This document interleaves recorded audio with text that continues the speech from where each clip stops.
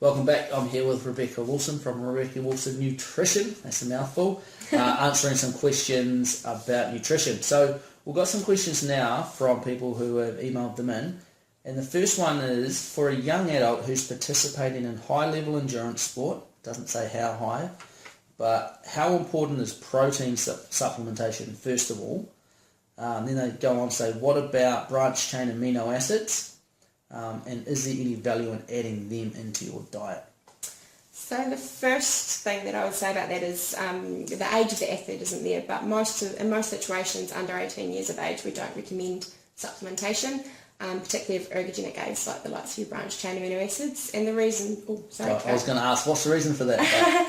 And the reason for that is there's not a lot of research in younger athletes on these, and for that reason it's just we don't know what the repercussions are on kidneys and those sorts of things, as well as when they're developing, and we like to see how far you can get genetically before we start bringing all those sorts of things in. So under 18 we don't usually recommend supplementation, and there's no reason why you can't get your protein intake from food and branched-chain amino acids from food as well. Cool.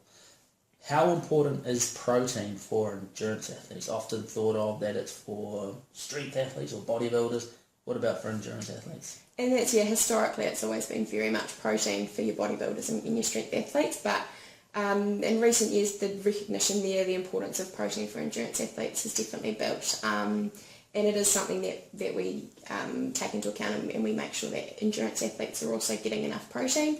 That's really important, in particularly high intensity endurance exercises or long duration. You do have a little bit of muscle breakdown, so it is important that you're getting that protein available to the muscle so that it can repair and recover and rebuild. Perfect. And then kind of leads nicely into this question here from Wayne about number one question he has is, what kind of protein is good to eat/drink after a training session? E.g. within 20 minutes, milk-based stuff, or within a couple of hours, chicken breast, baked beans, etc., to maximise recovery. And yeah, fantastic question, and what I like to see there is eat or drink, so coming back to him using food examples, and that is very much one of my philosophies, is food first where possible. So food is a wonderful source of protein, yes, your milk products, as well as your meats and things like that as well. Regards to what type and when, we're more focused on just saying get that recovery snack in, if your focus is that recovery, maximising recovery within 20 to 30 minutes. Quite often, particularly if it's a high intensity session, your ability to kind of eat something solid might be a bit harder, so milk-based stuff is fantastic. So smoothies, cereal with milk, those sorts of things are really good recovery options. And it's going to give you your protein, your leucine, which is one of your branched-chain amino acids as well, which is important for recovery.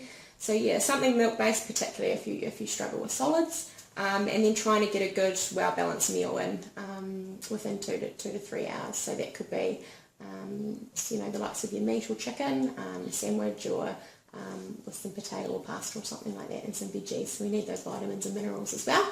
Cool. Sounds like he almost answered his own question. He did answer his own question. Yeah, baked beans are good as well. You got your carbs and your protein there. And we've got one other protein-related question or recovery-related question from Raymond. Says, my main question is what to eat and drink in order to maximise recovery time. Says, I'm a 60-year-old and find that I cannot recover from a ride the same way I did 30 years ago.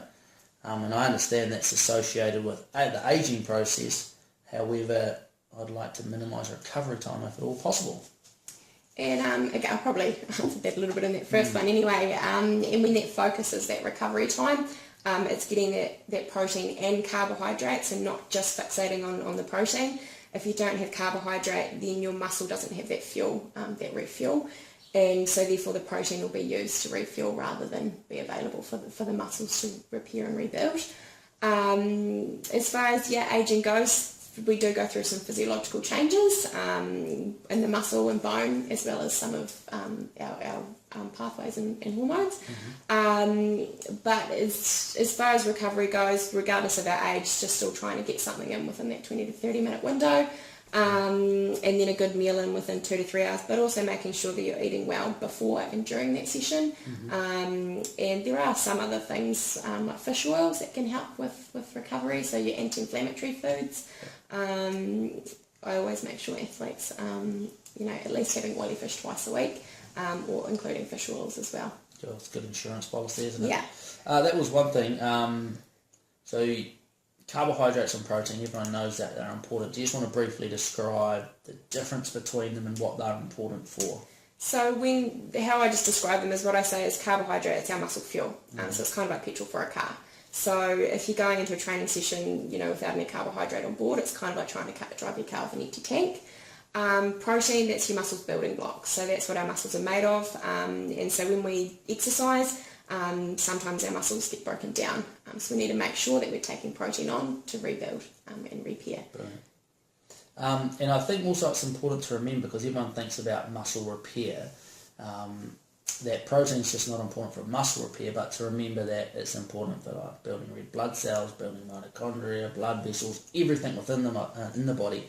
And endurance athletes often think, well, I am not damaging my muscles too much, I don't want to get big muscles, I don't need the protein. Yep. But there's all these other things that underlie that as well. Yeah, definitely protein's got more than the muscle function in the body. It's got a big long list. Fantastic. If you've got any questions for Bex around recovery protein, feel free to post them below and I'll get them to her somehow, and we can potentially even do a follow-up. So there we go, recovery.